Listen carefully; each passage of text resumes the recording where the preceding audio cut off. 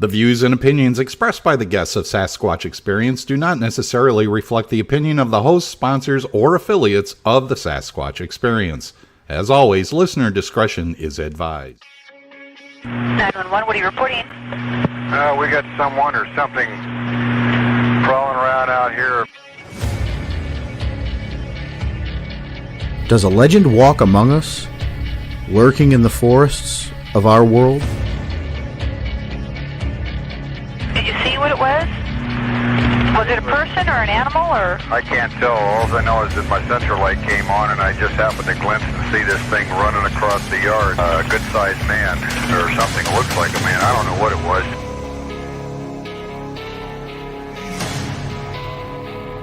For over 15 years, we've talked with scientists, researchers, investigators, and witnesses, trying to gain insight and proof around the existence of this mysterious entity.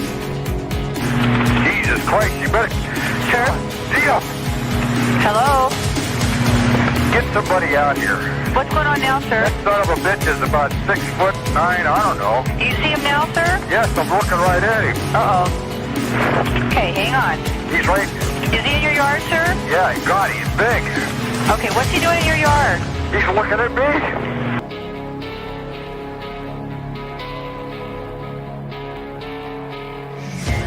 Join us as we continue into the investigation of the Sasquatch Experience.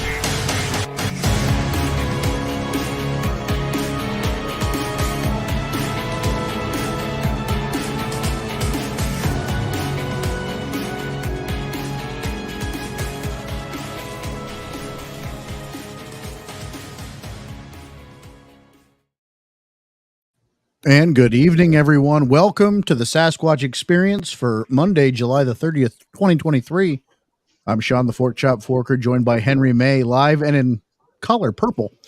Matt Arner, Vance Nesbitt, James Baker, our executive producer down at the bottom, Mr. Brian Corbin, and of course our special guest tonight, Mr. Doug Haijeck.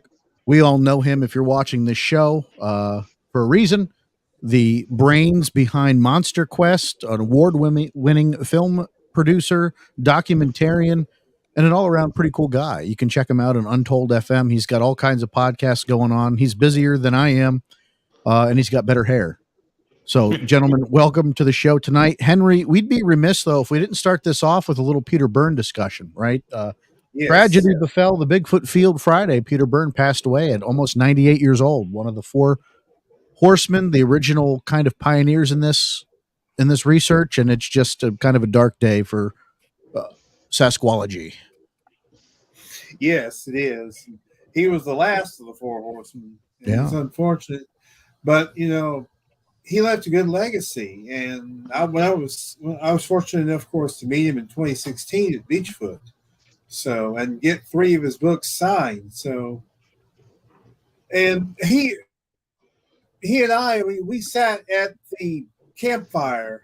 I think it was Saturday morning at Bigfoot. We were just talking not about Sasquatch, but just about life, you know, just about our lives and what we do and what we're involved with and everything. So that was just a nice little conversation. Yeah, I mean, it's those moments that you remember. God, I just remember as a kid, you know, one of the mainstays on the documentaries, Ancient Mysteries, In Search of Unsolved Mysteries, right? Just one of the gentlemen that captivated my imagination and really brought me into this. And it's just sad. And, you know, unfortunately, it's one of those things that happen as we age. You know, we know there's an end date, but he left a mark on the field and just contributions like no other. And it's just sad. And our condolences to all his friends and family. Just a sad day. But, and you know, he was able to raise, from what they sell Sasquatch Odyssey, $3 million of other people's money to have things like helicopters and ground sensors and even a 100 Bigfoot hotline. Right. Well, I think the telling part about that is if you're somebody that, depends on money to do this research or these projects, that's quite an accomplishment. I'd be proud of that too, being able to get $3 to $4 million of somebody else's money to do this work. Doug, you're a film producer and that's a remarkable feat to raise that much money, especially for something like Bigfoot. Yeah. Oh God. I grew up watching Peter. Yeah. He was certainly had an impact on me. He was the guy that I sent my VHS copy of the footprints that we photographed up in the Arctic. And I sent that VHS to Peter, and I told Todd, who knew Peter really well, Todd Neese, I said, Todd, if you ever can find that tape, it's probably still at Peter's. Because I have no copy of it. I have no copy. Be nice to get that back. Oh, it'd be awesome. I get asked about that constantly. Sad day, Doug. It really is. And for people that knew him, like Todd Neese, of course, a good friend of ours, and someone that you're familiar with. Almost devastating loss for Todd. Yeah, he was close to Todd. Yeah. So again, folks, our condolences out to him. But we can't fester on the sad. We got to move on with some of the happy, and that's why we got Doug on here tonight, because we're going to talk about some great things. Vance, Matt, I don't want to overstep and steal the show or take anything from you. Do you have anything before we get started? Any news or memories? Well, we'll get to the news at the bottom of the hour with a little bit of more of Peter Byrne, but sure. Yeah, we'll kind of envelop all of this cryptozoology thing with Doug himself, and I just want him to unleash onto us, especially what you just released, Doug. Personally, what you got from your cameras that you had set up. Oh yeah. So Adam Colt, who I'm working with and known obviously for years, Adam is he's like me in a lot of ways. He likes to take different types of technology and combine them like a mad scientist.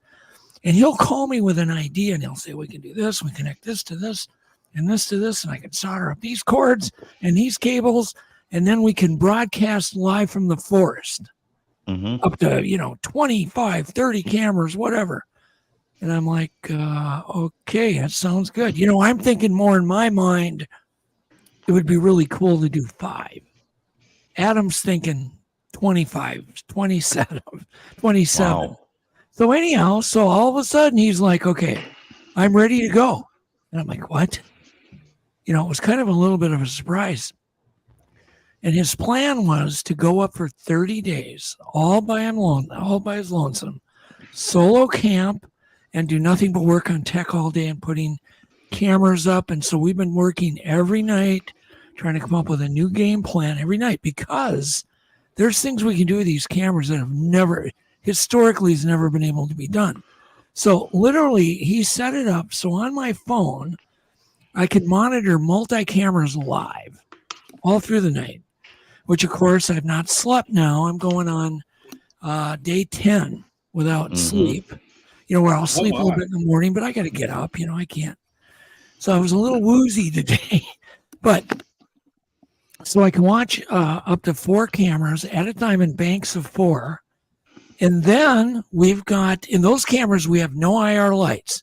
Everybody for years has been saying these things can see IR light.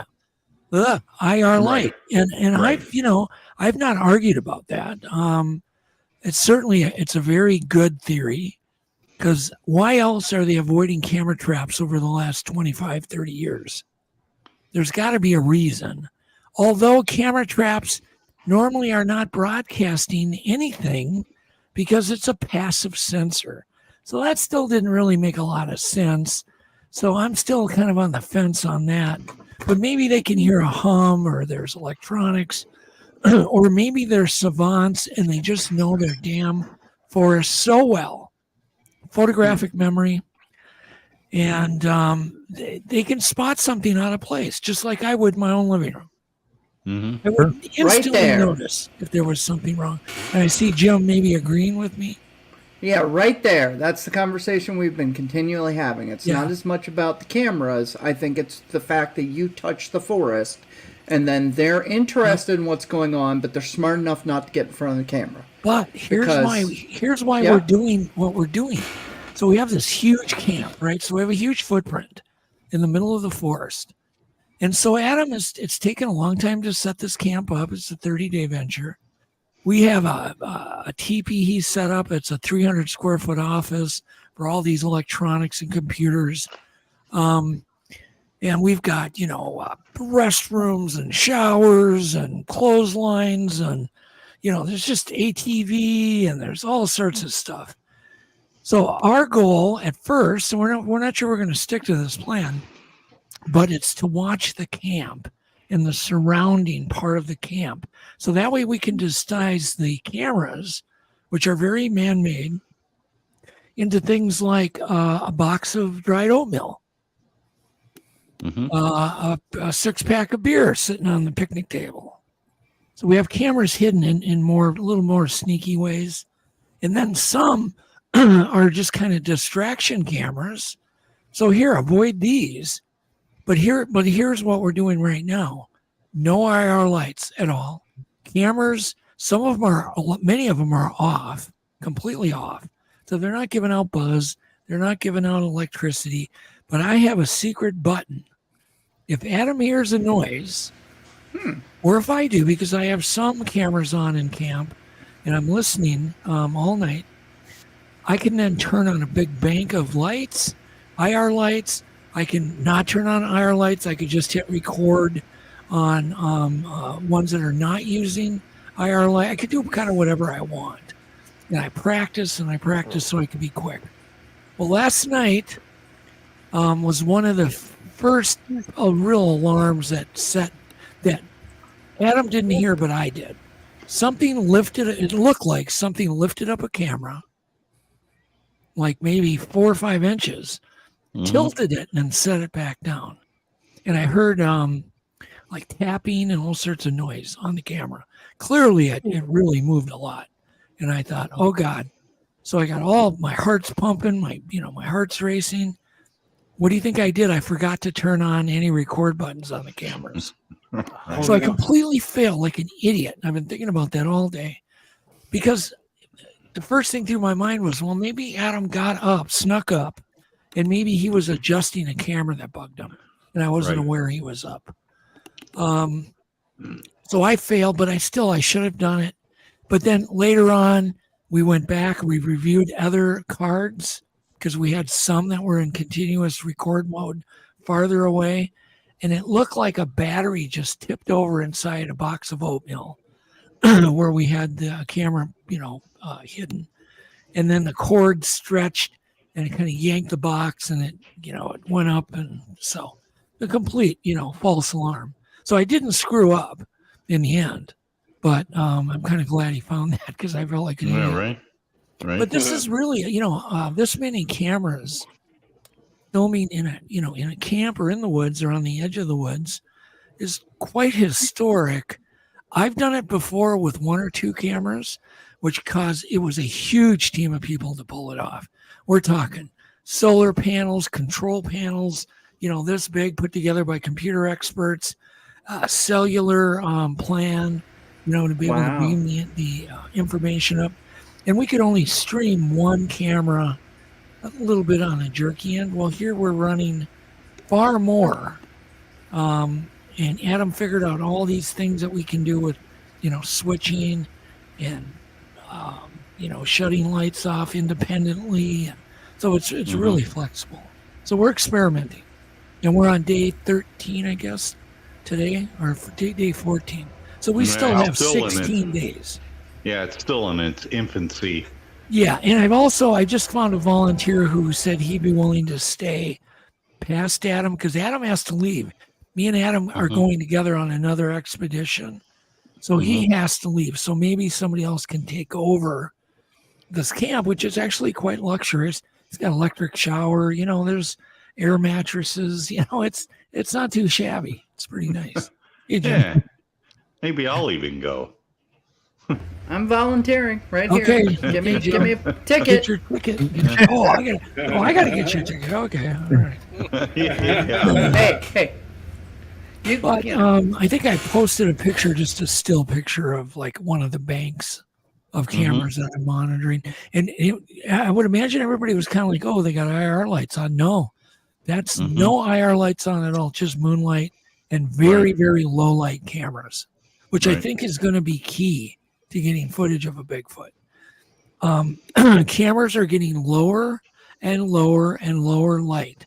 You can buy cameras now that have shutter speeds of as low as 530 ISO, which means they'll see without any IR projection lights in total darkness, which is amazing. That stuff's all coming. That stuff's all going to be in our pockets soon. You know, I mean, it's going to be a game changer. Well, I hope it is. You know, again, we go back over a few of our past shows, Doug, where I've had the conversation with Sean, and it seems like old technology was what was capturing images, whereas new technology may discourage any of the capture. Not to say that VHS tape, you know, cameras of, you know, the 80s and early 90s weren't capturing things too, but they were handheld devices and they see something and okay, they turn the camera on. But as far as something that is permanently mounted or temporarily mounted to capture something, I'm wondering if older technology was more successful. So what you're saying is a lot more encouraging to kind of eliminate at least some of the infrared spectrum of it, because those photos that you posted, I would not have been able to tell that was not infrared. That was just natural light. And that's pretty incredible. Yeah. And plus, you know, many of our cameras are off. They're just off. But I can push a button, turn them all on, all at once, simultaneously. Within 2 seconds, I can be filming from 20 cameras. Doug, I have a question. Go ahead. I just have a quick question. The area that you're researching, does it have cell phone coverage? Yes. That was the key. Abe Del Rio from the Minnesota Bigfoot Research Team. He's the one that suggested this. It's, you know, one of their research areas. I see Abe's in the chat room. Hey, Abe, how you doing? So we couldn't even have done this really without Abe, because places like this are rare. You know, where you've got vast forests and you're out in the middle of the forest and you've got a decent cell phone signal strong enough to run many, many cameras all at once. That's and we're talking high def too. It's high definition. That's great. I know with us, a lot of the problems that we have here in Pennsylvania is because of the mountains, and especially in the Alleghenies. Once you hit a certain ridge, there is no cell coverage whatsoever. So being able to kind of see what we can do without that cell coverage, or if there's anything, do you have any suggestions for that? Well, the only option right now is satellite, but you know, until when Starlink comes on board and that becomes just an everyday thing for everybody. I mean, I think everybody's going to switch to Starlink at some point. That's going to be a big game changer, because now everybody's going to have access. These surveillance cameras aren't that expensive. The technology is going to get better and better and better. I would say in the next 3 years, here's what I'll make some predictions. Desktop DNA machines. Literally, like, remember when printers were $5,000? I remember I had to purchase those things. Now they're what, $25? There's the same thing is happening with DNA technology. It's getting smaller to these little desktop units. How long will it be? I think a few years before you'll be able to buy them on Amazon and do your own DNA testing. Well, look at the footprint scanning you can do with your cell phone. LiDAR, radar. We're all carrying around a LiDAR in our pockets from these damn cell phones. And I do want to mention that, actually. It's a very, very interesting story. A lot of people haven't thought about with the tool you have in your pocket. Okay. That thing is flashing a LiDAR bunch of, I don't know what it is, like 40,000 lasers every few seconds at your face, at your home, at your walls, at your wife, your kids. It's completely by now mapped your entire house and every square inch of every body in your home, including, every nook and cranny, what's in your closet, your bathroom. But this information can all be put together by a foreign government. I want you to picture a map of everybody's interior home, every square inch of the U.S., mapped in LiDAR in 3D. That's probably already happened. So, and one of the reasons we were talking about it last night, because one of our game plans is for Adam to hear something, which we've had many nights where we've had the tent slapped really hard twice. There's been a rock came sailing into camp. His wife came up to join him for a couple of days. She heard some mimicking going on outside, on and on and on. So I said, Adam, you have to communicate to me, because I can then switch all the cameras from off to on. And so the problem was to get him in an area where that LiDAR was not penetrating. It goes right through sleeping bags, guys. Right. It's scary. So you're getting hit in the face by 43,000 laser beams every few seconds. And this was penetrating through layers of sleeping bags.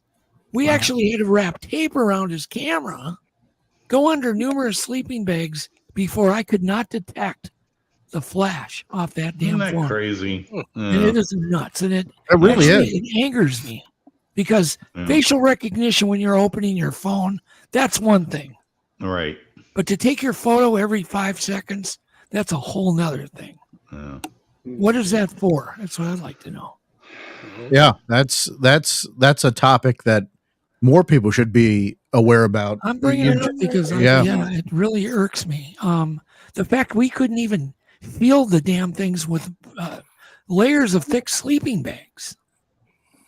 That's how low light our cameras are. They were detecting this flash, and we're like, well, if there's a Bigfoot out there and it's seeing flashing, it's going to know Adam's up. And we need to make sure Adam's sleeping while he's telling me, Doug, turn the cameras on now.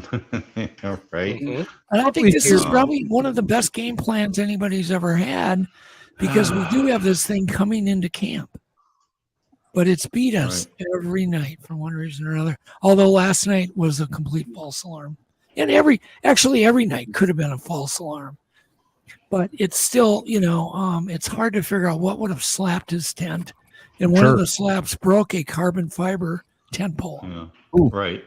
There's some force there. Yeah. Yeah. What does that? So, it's kind of it's anecdotal, but we do trust Abe that this is a good area, and there's been numerous sightings. There were sightings there as early as July 8th, as late as July 8th. As Vance had talked about, we had theorized for a while and postulated conversation wise that there was something about the older technology that worked. The Sierra sounds were done on analog; they weren't done on digital.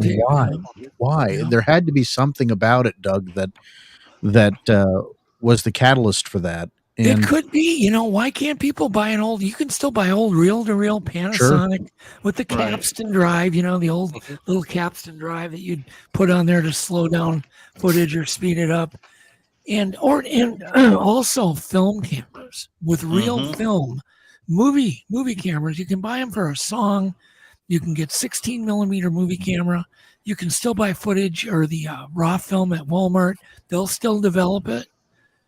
And it's an instant on thing that's spring wound. Yeah. Buy a spring wound camera. No electronics. Test your theories. Don't just talk about them. Test them. The problem is dancing around your house while waiting for that film to get developed. Oh, yeah. That's also expensive. It's all about that anticipation of, I want to see what I captured. Well, you can imagine what Roger and Bob felt like when that stuff was in the soup. And the chemical soup. Right. Because, man, the guy that's dipping that film in the soup could ruin it. Yeah. just by, just not doing his job. All right.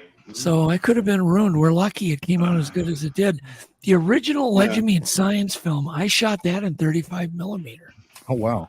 And I had to do, we go, and shoot a bunch of stuff, very complex. And then I couldn't look at it. I had to, send it to the guy, and he put it in the soup, and you're just praying everything's okay. And the X-ray machines at the airport didn't ruin it, and blah, blah, blah, blah, blah. And I'll tell you, those were tense moments. My wife and I were the last of our class to do darkroom developing, and with chemicals, and then they translated everything to image setters, so the digital image, so they weren't needed. The darkroom wasn't needed anymore.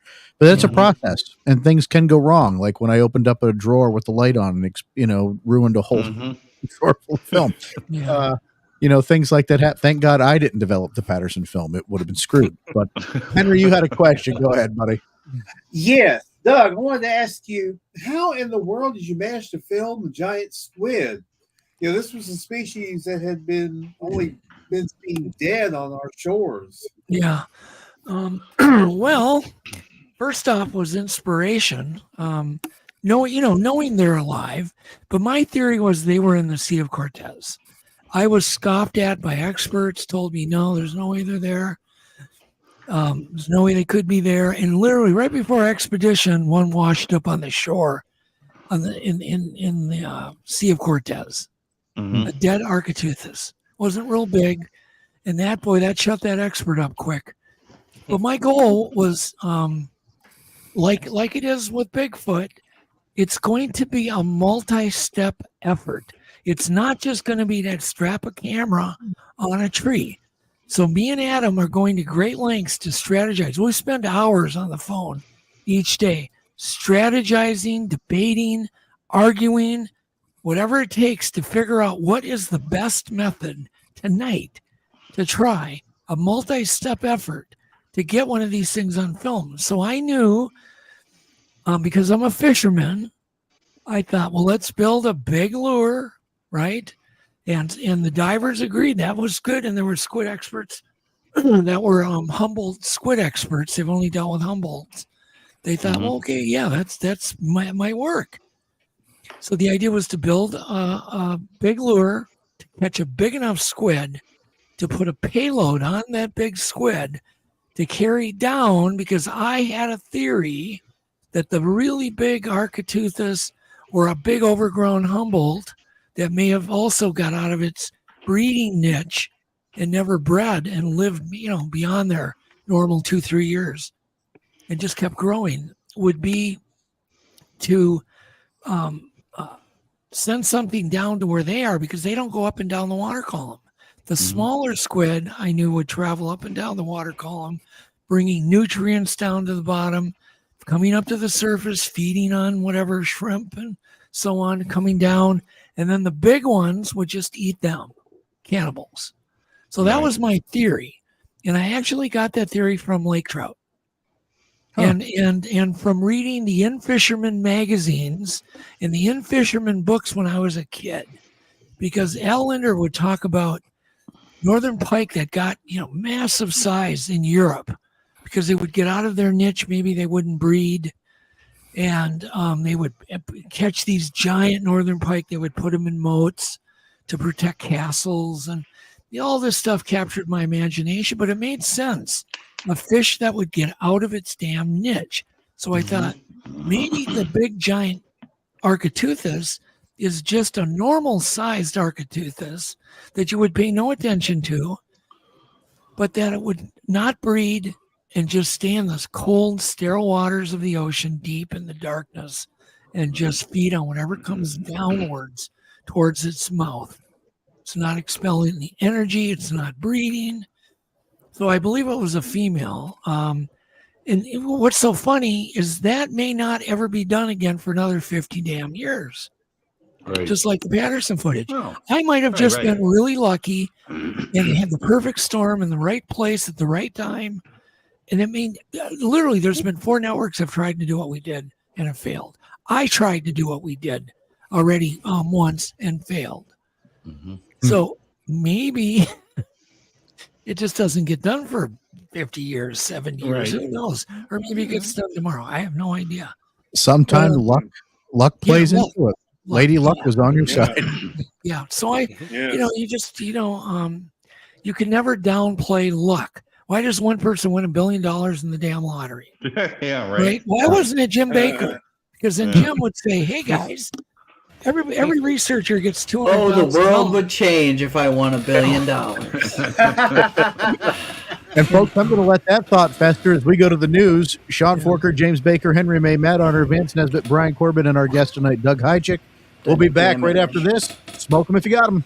Or don't do that. That's bad. Don't do that. News team, assemble!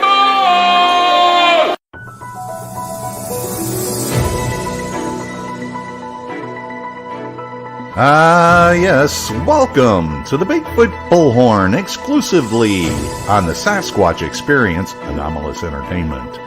Welcome to the very last Monday night in history, August 31st, 2023.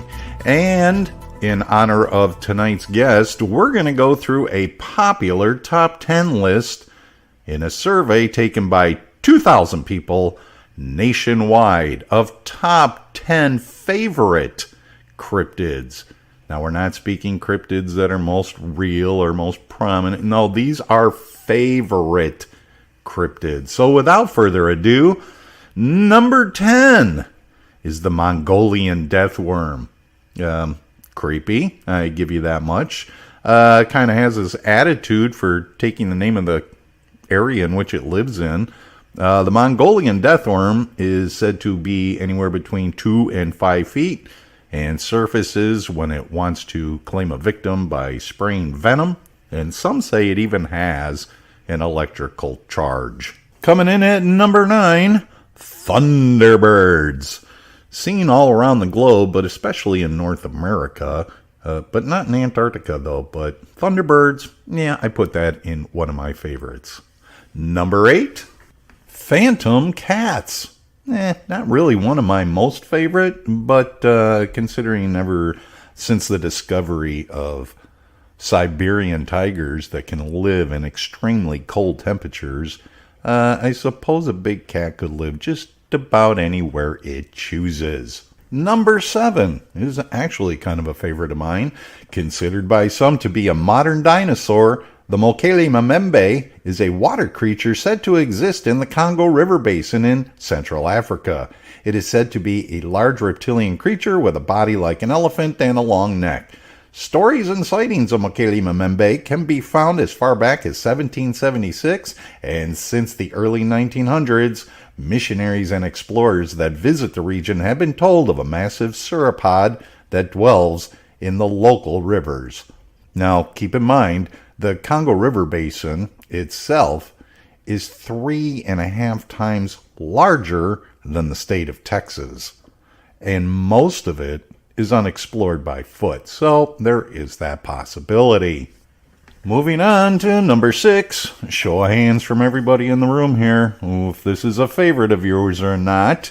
Yeah, it's the Mothman. We won't get too much into the whole Mothman deal because we're all aware between 1966 and 1967, the sighting of the Mothman by several witnesses in Point Pleasant, West Virginia. And yes, the Mothman Festival continues from here on out in Point Pleasant, West Virginia. Coming in at number 5. Hey, we're halfway through the list. Perhaps the only cryptid to be the mascot of a major sports franchise. And in this case, the New Jersey hockey team. Yeah, you guessed it, the Jersey Devil. It's one of the most well-known folk creatures, and its legend dates back to the 1700s. Number 4 in our top 10 favorite cryptids from a survey across the nation, also known as the Abominable Snowman, the Yeti is a large ape-like creature that is said to exist in the Himalayas of Nepal and Tibet. And how many novices believe that the Yeti is actually white hair colored? We don't know. Number 3, I can see the excitement building in the room. Sean's like, come on, Bigfoot, be number 1, be number 1. Number 3, El Chupacabra is one of the most well-known cryptids in popular culture and has supposedly been spotted in the United States, Latin America, and even in Russia. Its name literally means goatsucker because of the supposed method of attacking and drinking the blood of goats and other livestock. Number 2, perhaps the most recognizable of all famous cryptids, the Sasquatch. It's a bipedal ape-like creature that is alleged to inhabit the forests of North America and around the world, also known as Bigfoot because of its especially large footprints. Sorry, Sean. Number 2 of the most favorite cryptid survey, which brings us to number 1.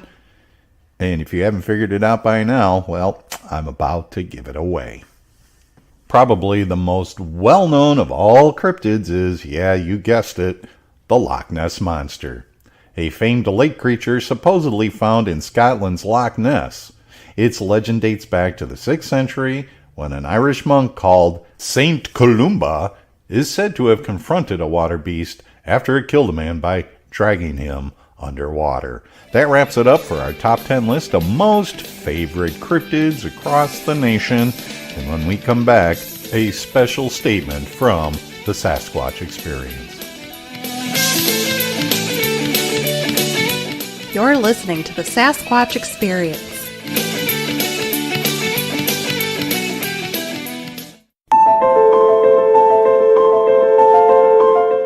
Got knockers? No, I have knickers. Well, get your knockers at Got Knockers, a Bigfoot apparel line dedicated to the creature known to knock on trees in the dead of night. This exclusive design is world-renowned and can be discovered by you by visiting Etsy at Got Knockers. Etsy, E-T-S-Y, Got Knockers. Once you purchase a Got Knockers wear, well, feel free to join the group on Facebook, where a cast of thousands meet and chat with some of the biggest names in Sasquatchery. Again, that's Got Knockers on Etsy and Got Knockers on Facebook.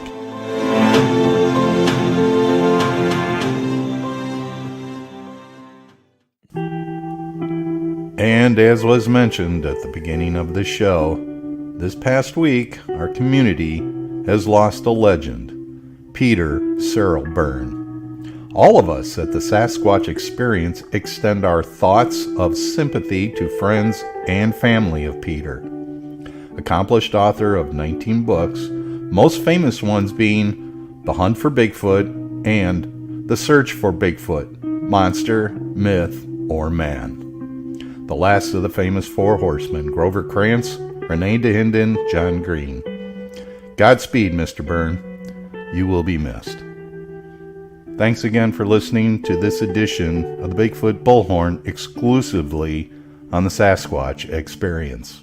Till next time, keep your toes in the mud. I don't know about keeping my toes in the mud, but I want to put my foot up your ass with that Nessie number 1. Really? You couldn't have lied and just changed the list? I'm not the one that did the survey. This is Yeah, the survey that came back. I know. You should have put an over-under on that and won some buckets. Folks, welcome back to the Sasquatch Experience. Sean Forker, Henry May, Matt Arner, James Baker, Vance Nesbitt, Brian Corbin, and our guest tonight, Doug Haijeck. And of course, you're all here for Doug, which is the great thing. But Vance, thank you for that marvelous new segment, as always. Even though it was post-dated in the future, that's okay. We'll let it slide this time for July 31st, not August 31st. Yeah, July 31st. That's what I said. Yeah, right. Mm-hmm. Yeah. We knew you mentioned. Anyhow, before we took our break and went to the future, we were talking about, Henry brought up a good point of, Doug and company filming a giant squid. Doug, when you're trying to put together a project like MonsterQuest or, how do you present something like that to someone to create a television show? Because nothing like that had really happened long form. There were kind of one-off episodes on other shows, but nothing full form like MonsterQuest. Well, it's tough. I got a little bit lucky on MonsterQuest because I did Legend Meet. Okay, so I started out doing just wildlife research and doing outdoor shows. Then I got a job filming for a show called Wild About Animals with Mariette Hartley. Remember her from the Rockford Files. Mm-hmm. And then from there, I did a Animal Planet documentary called The Man Who Walks with Bears. And that's where I did my first outdoor TV station to try to film a wild black bear give birth. And of course, the bear had absorbed her cubs. She wasn't heavy enough to actually give birth, so we failed. Did it again, finally succeeded on that. But it's so cool to see people like Adam, because I'm getting old. But Adam has taken things like he gets inspired by things. And now Adam Colt has gone, 10 times over what I ever did, but still using kind of that same inspiration of trying to do something that's never been done. Adam recognizes better than anybody that this is going to take a great effort to get footage. And once again, you're not strapping a camera on a tree and expecting to have a Bigfoot walk by and wave at the camera. And the same with the giant squid. It was many, many steps. I remember the boardroom meeting I was in with History Channel. I remember everybody rolling their eyes, explaining, well, first we're going to do this. I'm going to build this, and we're going to do this. Then we're going to catch a squid. Then we're going to put a camera on that squid and attach it with bolts and washers and cotter pins. And then we're going to release that thing down, and hopefully it swims straight down like it did, completely natural. And there it was. It seemed so simple, once it was done. Just like I'm sure Patterson felt like, oh my God, that was so easy. They got reports there were tracks in an area. They started exploring. They had a perfect storm. They had a big downfall of a bunch of roots. They had a creek that was running fast. They were on horseback to cover their scent and sound. Roger had practiced pulling that damn 16 millimeter camera out of the scabbard quick and pulling the trigger. He had the right kind of camera, was focused, and it just all came together. And so I felt kind of that way too. Not really deserving of anything. I had a great team of divers because they could have easily have failed getting a squid big enough to put a camera on. That could have happened so easy because that wasn't my first squid expedition. I went on one for Discovery Channel. And I remember sneaking on a big Mylar tail and a well camera had 1,000 foot of cable on it. And I snuck it in the luggage with all this other gear. Discovery paid for that stuff. And I remember when everybody was kind of doing their siesta, but the boat was going to another location, I was trolling for a big squid. And something grabbed my camera and tore the cable off. Wow. Literally ripped a 600-pound tensile strength cable right in half. And I went, oh, someday I'm coming back here with the right goods and the right team. And that's kind of what happened. Asked about Sean about how I got MonsterQuest or how that came about. I was interested in Bigfoot because I found tracks up in the Arctic. And Peter Byrne was the guy that I sent the film to.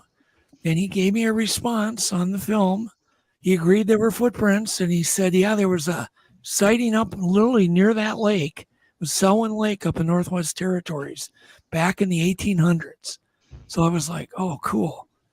And so I did get to talk to Peter on the phone a little bit, and he was nice enough to get back to me. Not nice enough to return my damn tape, though. So I hope I hope Todd can find it. Anyhow, so I got really interested in Bigfoot, got hold of Matt Moneymaker. Matt was kind enough to spend a ton of time with me, fill me in on, kind of the basic stuff. Man, these sightings happen where there's woods, water, and hills. And so that really, hearing all these facts kind of got me going, oh man, we need to do a show. So I did Legend Meet Science. Then I went on to do Mysterious Encounters for the Outdoor Life Network. I think that was the first really sciencey big. It was the first Bigfoot series. We even had the backpacks that they used in finding Bigfoot.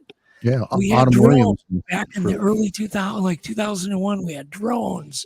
We had helium balloons with gimbals, thermal cameras. We had camera traps that were, I think, way better than the common camera traps now. A little more similar to what we had. We would bury the recording unit, a long ways away, and then we would take just a thin coaxial and bury that, and then just put the camera with infrared lights. And of course, we'd film a lot of wildlife, never Bigfoot. So then I started pitching Giganto. Couldn't sell it. Nobody was interested in it. And then one day I was watching TV, and there was a movie trailer for King Kong that Peter, I can't think of Peter's last name, the producer. And I went, Right. It's called, Peter Jackson, right? yeah, Peter Jackson. And I got really excited. I'm thinking, the real King Kong, Giganto, the real King Kong. And I, of course, had this write-up. Stacy Keach was nice enough to voice this demo for King Kong. I pitched it to NBC through my agent, and they said, no, we'll take it. And then it got signed off by everybody at NBC. It was going to be a primetime special on NBC. Finally, it got vetoed by, I believe, the president of NBC. He said, just take it to History Channel. So they took it to History Channel. They said, yeah, we'd love to do it. So I did it. And literally it was like the next morning when the overnight ratings came in, they were blown away by the high ratings. I guess it was like their highest rated show ever. And they said, Doug, can you do more of these? And of course I answered, yeah, of course. Yeah. Right. Send the contract over. And so they did. We ended up signing a contract, literally negotiating and everything. I think within 24 hours, it was all done. And I started doing MonsterQuest. And from day one, it was a big hit. And, it was shattered all the ratings of everything. And you can see they're kind of into the paranormal shows to this day.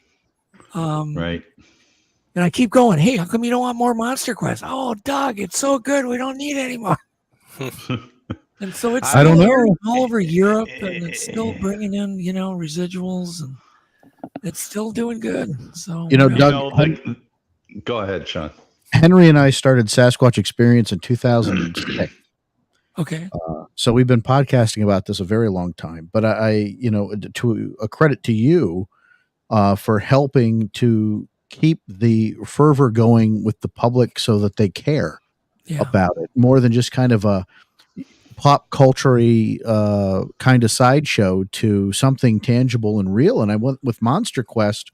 Yeah. Churcher today, Matt Knapp on the phone. And Matt and I were talking how, MonsterQuest, you didn't have just the talking heads of the Peter Byrnes and the John Greens and everybody anymore, the Lauren Colemans. You had real researchers on the ground in these areas, and you connected people with them. So I think some of this renaissance is due to you and MonsterQuest for kind of creating that excitement and bringing legitimacy back to people can see what we're doing now. Right. And I appreciate that. I appreciate that, Sean. I always try to tell people the reason MonsterQuest was different because I was not a producer. First, I was a wildlife researcher who had Bigfoot experience. I wanted answers. I wasn't just trying to make money thinking, oh, this is a great fad. Let's jump on board making, monster films. I wanted damn answers because I wanted answers to what I had seen. So that made it passionate. So I didn't just I didn't take the easy route. I could have taken a much easier route with every episode.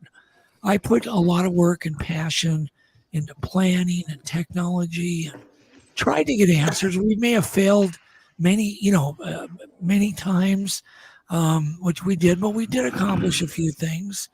But I think the biggest accomplishment was just to raise the topic a bit. Right. And I'm proud of that. I'm hoping Legend Meet Science 2 that we're working very hard at. We're doing the field efforts first. We still have some very stunning field efforts coming. And we start filming on the 14th, actually, other categories, because we are going to be looking at 24. Now listen to this, guys. 24 new categories of evidence. Oh, wow. Not 24 pieces of evidence. Mm-hmm. 24 new categories. Wow. That's going to open up, I think, a whole new world for a lot of people. One, it's going to give them new things to look for, to collect, reasons to do it. I think it's going to open up the eyes of a lot of scientists.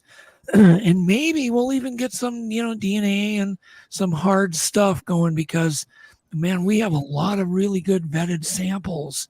For instance, Abe had just mentioned the rock. We're in the area where one of his team members got hit in the head with a rock. Oh, damn. I have the rock right here. I'm looking at it. It's wrapped in paper, in sterile paper, but they collected it because it was touched by something.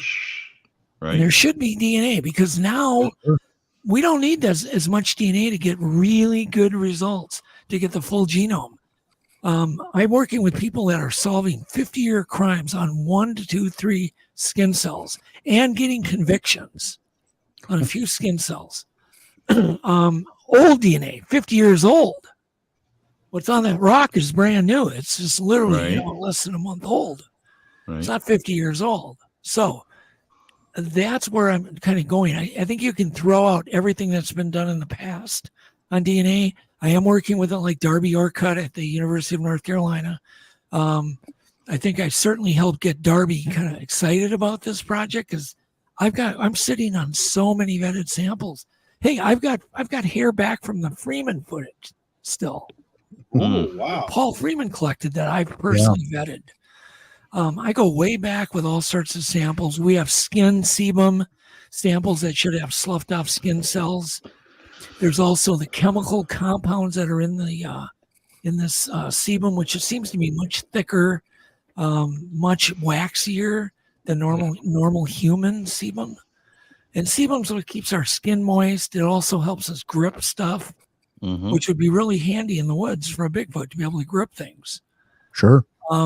And there's some correlations with gorillas that I just found out about with this thick, waxy sebum. I was talking to a zookeeper, and this is not any scientific papers ever.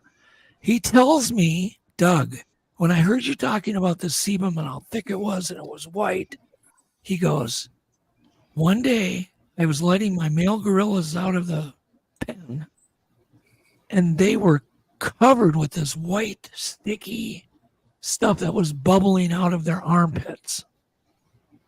And I went, ooh, maybe it isn't sebum, but still is, even if it's coming out of their armpits.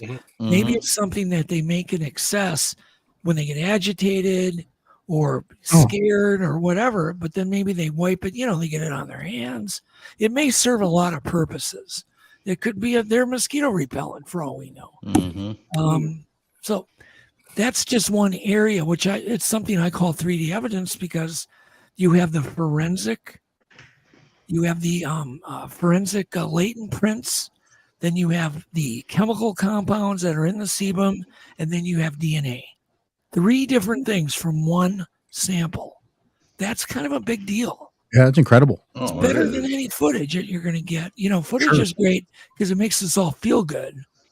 That we're not crazy. Oh, there it is. Yeah. Just every time I look at the Patterson footage, I go, okay, I'm not crazy. But that's just a feel-good thing. It ain't going to prove anything. It raises the bar, but don't prove anything. So, with just skin sebum. So Abe and his crew took on this project, the sebum collection project, and literally within, I can't even remember the exact days. It was just a number of days. They had 5 of these sebum collection, or 4 sebum. No, it was 5, I believe. Maybe Abe can correct me. It was 4 or 5 sebum collection plates, which is blue plexiglass, get ripped off of trees and go missing. Oh, wow. Because I had a theory they like blue, only because of things I've seen and things I've heard for many, many, many years. And so they were willing to get on board with this and do a lot of work, build things, put things up in trees up high. These things all went missing in different areas. These weren't all in one area. These were hundreds of miles apart, 100 miles apart in one instance. But they all ended with the same fate. I spent $1,000 on a drone 2 weekends ago to look for one of those plates. That's how valuable they are to me. No. And of course, we failed. So it's $1,000 just gone. But I hired one of the best drone operators in the country to do this. And he gave it, a college try. The weather didn't cooperate, blah, blah, blah. You guys all know the story, but we didn't find anything. So now I have a rock. Well, now, I was I going have to mention. Just I have one a more rock. thing. Sorry, Doug. I have a No, rock. that's fine, that's Henry. given to me. I was just going to mention one thing. We also then put, since they were disappearing, we put small GPS trackers on the new ones. And of course, we put these GPS trackers, as far as I know, none of them have been touched now with the GPS tracker on them. Mm-hmm. So it's like, what is with these things? Yeah, why? Right. Why are you not touching these now? I know, and it's like I do feel like the coyote trying to get the roadrunner. And the roadrunner's just laughing at me. Literally just laughing at me. And so thank you, Abe, for all your help. And he said, yes, 5 went missing. Yep. Different areas. Abe said 5. And, well, we're excited about Legend Meet Science, too. I know several of us are backers for the Kickstarter. Yep. Legend Meet Science is one of the first documentaries, in the early 2000s that, again, rejuvenated a lot of this. It was, for me, Sasquatch, The Apes Among Us was a book I read when I was 9 and catapulted me into this. And then Sasquatch Legend Meet Science, which, energized and got us. You think about it, Doug, there hasn't really been anything of substance in terms of video besides the Patterson film. Everything else has been kind of sound and, kind of anecdotal stuff. But we've been resting on the Patterson film for a long time. We need something different. And I think what you're doing here is the direction. Maybe it's not the film. Maybe it's these other components in the DNA collection and the cumulative efforts of that really prove this thing exists. It's very elusive. We know that. And if it's starting to evade technologies, we're definitely not dealing with something that's got limited intelligence. No, there's no way. I was going to mention one of the films that will be in Legend Meet Science, and it's going to be debuted at SquatchCon, Idaho on August 26th, and people can purchase an online ticket.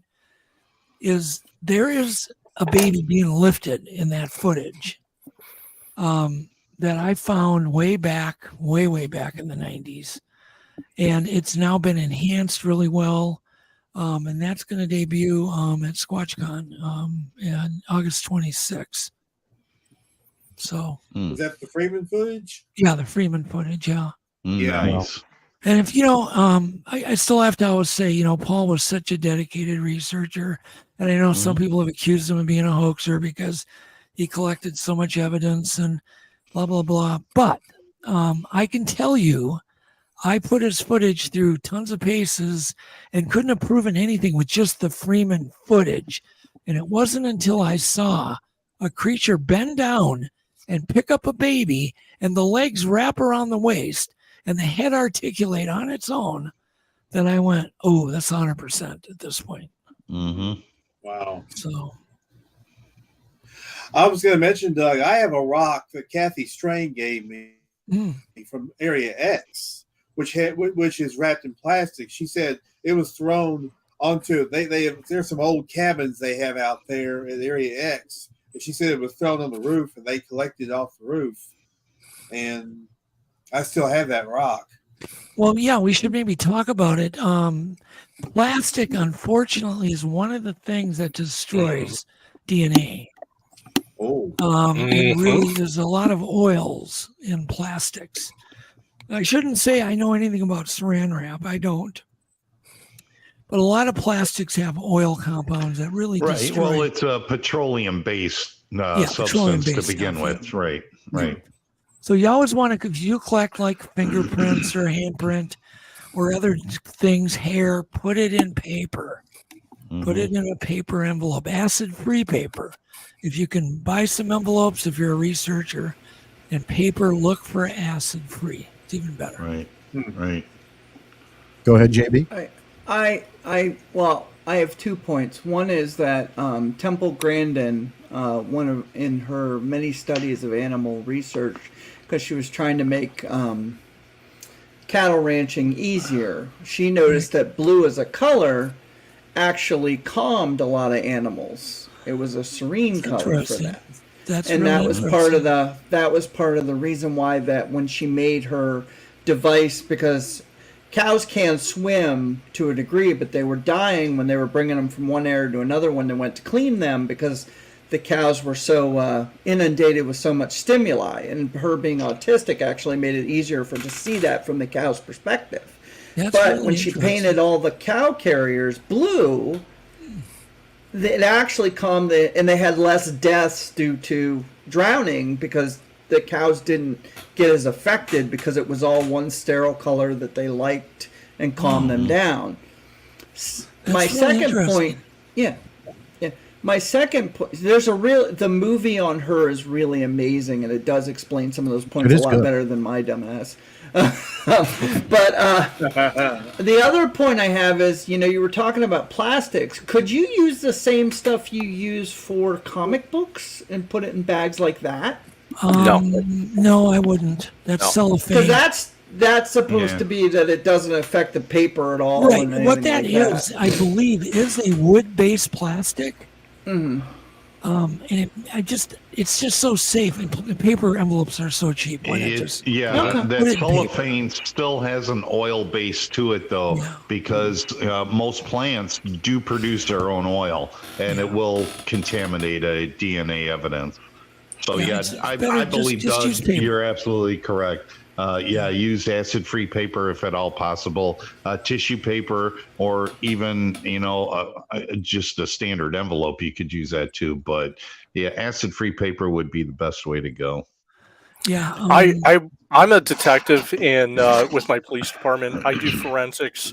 I'm still involved. Yes, and we would never put anything that we were testing DNA into any sort of plastic.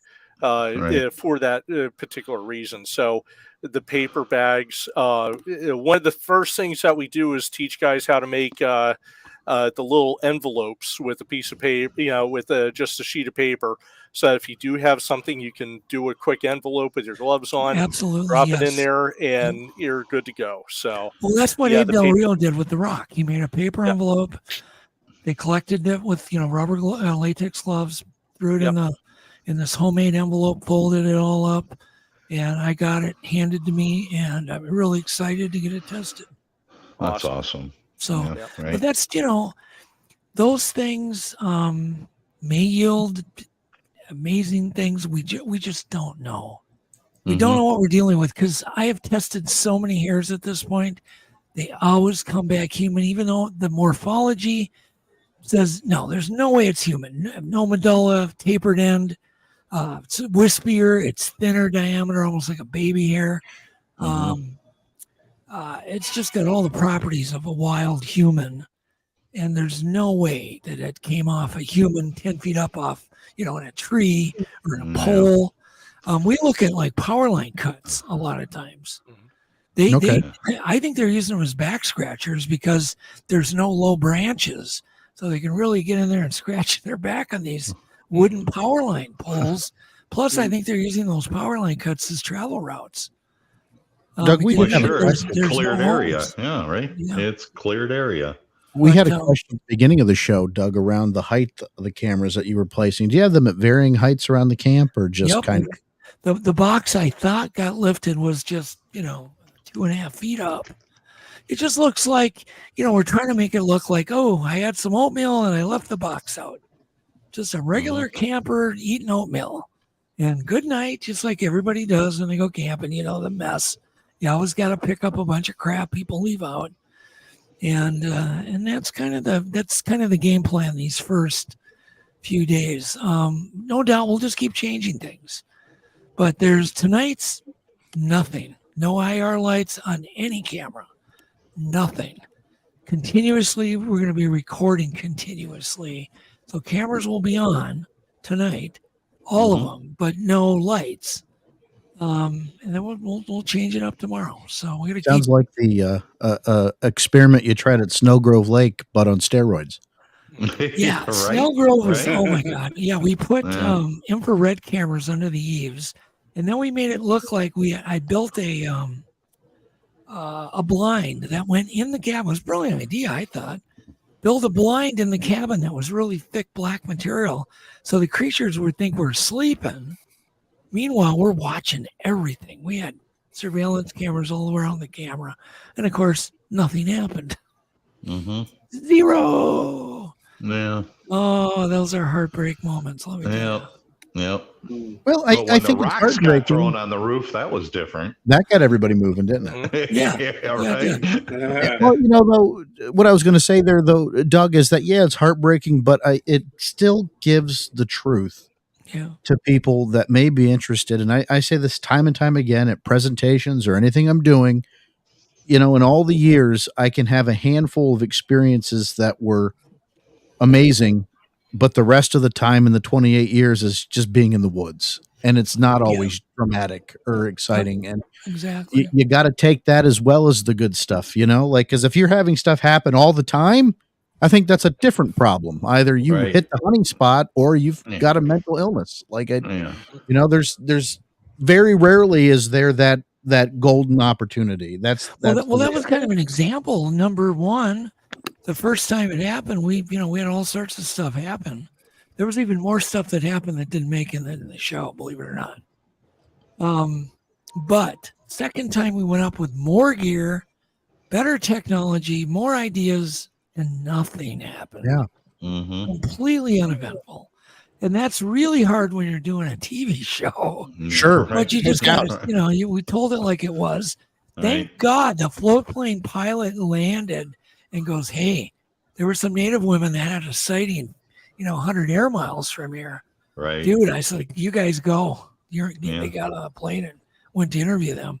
They saved the show, those two Native ladies. Mm-hmm. Yeah. And they were, of course, picking blueberries, which is why I believe we didn't have any action because blueberries weren't ripe yet. Yeah, that's We true. came up too early. Yeah. That's a really tough thing to do, is to time it, when all the conditions are right, an expedition. Because you can't control blueberries ripening, the weather. No. But every year before that, they were ripened August 17th up there. It's one year they weren't. You brought up an interesting term called timing. And I'm going to go and step back probably, 15, 20 minutes back into this conversation. But, man, I'm telling you, Robert Stack nailed it for Unsolved Mysteries, but Stacy Keach nailed it for what you did. I'm telling you, man, that's what immediately snaps my interest. I don't care. Clearly, they're in rerun. But as soon as I hear that voice, I'm parking my ass on the couch and watching it, whether I've seen it once or if I've seen it 20 times. And that Stacy, episode and alone. Just so you know, Vance, Stacy is the nicest man you'd ever meet. I know he is. Yeah, we ended up hanging out constantly. He flew up, even when my son got hit by a car, he flew up to sign his cast. Yeah. I mean, he would do things like, he was just a great guy. We ended up becoming really good friends. And doing projects together. Yeah, he was a native from the area in which I'm in, but he's a Chicago boy. He's one of those one of those, I don't know if they're rare, but he was one of those very famous actors that he was just so down to earth. Yeah, but boy, he nailed it for MonsterQuest. He did. Yeah. Well, okay, but Stacy didn't do MonsterQuest. He did Legend Meet Science. Yeah. Right. This is true. He did. You're right. My MonsterQuest was done by another amazing guy, Stan Bernard. And Stan was, believe it or not, 82 years old when he was doing MonsterQuest. Yep. Wow. It doesn't sound like it at all, huh? Right. Doesn't sound like it at all. Die to find another guy like Stan. Yeah. Doug, did Ed Herman do one too, didn't he? Yeah, he did Giganto. Giganto. Yeah. He basically did the pilot. I think Ed's passed away now. Yeah, he passed away as well. Yeah. And Ed was brilliant. I remember me and Ed going at it over certain words, and he was really good. Now he was particular, but yeah, I worked with Ed Herman on Giganto, the real King Kong. Yeah, That's awesome. great guy. Yeah. That's the kind of nerds we are here, Doug. Yeah, Right? I remember watching Giganto and then going to see King Kong the next night. Oh, Sure. really? So you went to Peter Yeah. Jackson's movie, Henry? Oh, jeez. Yeah. Yes, I did. Yeah. Yeah, that's absolutely. It's cool to hear this stuff. Really cool. Well, That's a long big fan time, base. kind of coinciding. It's a shame it's taken us almost 20 years to get you on Sasquatch Experience, but Oh, geez, That's- I would totally us. have come on anytime. I don't care. Oh, well, thanks, this Doug. is what we I do. love Man. talking to people. We love the subject, and I do field research. Matt Arner and I are research partners. I get the fortunate privilege of getting to spend a lot of time with members of law enforcement and learning methodology and forensics, not just from Matt, but from some others. So I've had a good research background, which I enjoy. Now, Matt and I, actually, I'm wearing my Mountain Ops shirt, Matt, are using I'm wearing my hat. There you go. We're using Yeah. the Mountain Ops program to get ourselves in shape so we can Yes. do this for another 30 years. And Yes. but So, it's been Matt, are you an active detective? Are you still doing that? I am. I have. I'm counting down the days. So I got about. If I leave early, I'm thinking I can leave in about 3 years and retire, or if I stick around, it's going to be like 6 or 7. So, but in fact, actually tomorrow I have court, so I'm pretty busy with this. So Yeah. Well, thanks for your service. I thank you, really, sir. Yeah, absolutely. I really respect police officers. Thank you. Big Thank time. you. Matt's a good one too. He's a good dude. Does a lot for his community that he serves in. I Gentlemen, agree we've hit that that helps. apex. Pardon? It's that time. Oh man. Henry, I'm going to let you go first. Final questions or final thoughts for Doug? Well, I just want to say this was awesome. I love this show, and I'm glad I was able to be here for the whole show. How about I it? have connection Yeah. problems. Well, I want to thank you, Henry, because you always have been a big supporter of things I've done in the past, and I really do Yes. appreciate it. Oh, you're welcome. No problem. Mr. You do Arner? good stuff. I'll tell you what, Doug. It is such an honor to have you on tonight. To be able to talk to you. I love your podcasts. I also listen to Dr. Jones too, who's on your Oh, network, yeah, and yeah, yeah. Ross is I amazing. really try to emulate a lot of what he does out in the woods. I'm a little farther north, but from listening to you, I'm getting some technology tips and just some general research tips between you and Dr. Jones. So I thank you so much for everything. Well, thanks, Brian. Mr. Baker? It's a lot to digest. Like just the conversation you had about the cameras, the colors, things like that. I want to thank you for the time because I'm going to be going through this for a little while and trying to kind of see because I have cameras up where I am and we're not searching for Bigfoot, but some of the things you say are very existent to what me and Sean have found just looking at regular animals, deer, bear, just squirrels, you know what I mean? And to kind of take these shows lately, especially with what you're telling me, a lot of that is now going to look at it with a different lens. And so I thank you for the time. Yeah. Well, as you know, bears and deer and even wolves are very wary of game cameras. They're all wary of them. All of them. Yes. That was what one of my main points was. When we first put up the cameras for the first week, they got near the trees to figure out why we were near the trees, but they didn't really get near the cameras at all. Right. And then a couple weeks went by, and honestly, they forgot they were there unless me or him were messing with them. Sure. And we got great footage of them just doing deer things. Yeah, but the deer, when they first saw them, they were scared. I guarantee they were looking into the camera. Oh, yeah. Trying to figure out what is these that? things, Why isn't it? And you made a valid point where you were like, it might not just be that the camera makes noise. It's because you put it in their house, and they know it's not supposed to be there. So true, so true, so true. And I guess for me, I would just really want to thank Adam Colt and Abe Del Rio for making this teamwork possible, for doing studies that may be successful, may not be. Still a lot of work for everybody, and we just appreciate it. Everything's such a teamwork. That's what makes it work. When you Yeah. got great partners and people to work together and Yeah. good collaboration, it's really important. And now more than ever, I think when it used to get stuck in the mud where Sasquatch research was a very personal me thing, the more you open your mind and you share with others, the more we're starting to realize and gather and collect and make some headway on things that we've been absent of for the last, quite a few years. Think about what it takes to go and camp alone Sure. in the middle of the forest alone and have to work all day. And, Yep. even into the night, he works on doing, camera maintenance and doing battery maintenance and swapping stuff. It's pretty amazing. So I really do want to thank Adam. But we got lots more coming, and Legend Meet Science too. If people do want to donate money, we do need it. Just go to Hangar One Publishing, and there is people can pre-order it, and that's how it would help us just to pre-order the doc. So, Absolutely, folks. Get out there and get it. Hangar One Publishing. Go out and get a copy. Yeah. Or pre-order your copy of Legend Meet Science. yeah. Too. Like I said, Plus, some they of get their us. name in the credits. Plus, they get their name in the credits, so it really helps us. So, HangarOnePublishing.com. Abe put a link up. Thanks, Abe. Abe got it up there for us. Mr. Corbin, any thoughts you'd like to chime in with there? I think you're muted. Yeah, probably. Don't you hate that? Don't you hate that, Brian, when people say, I think you're muted? Yeah. I think people told me that twice on my show the other day. I think you're muted, Doug.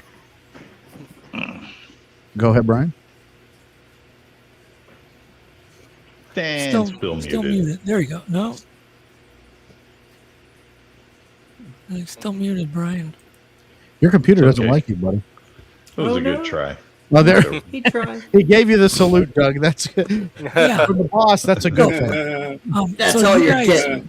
Please contact me on Facebook or Messenger. Matt, I'd love to have a conversation with you too about forensics and Yeah, definitely. some of your work. If you could get a hold of me, I'd love to just chat with Absolutely. you one of That's these good, days dude. soon. Yep. There's some reasons I want to talk to you, All right. and I don't know. Thanks, guys. Yeah, Well, thank thank I you. really appreciate it, and definitely you. rest in peace, Peter. Yeah. Yes. He really did. Peter did better than anything.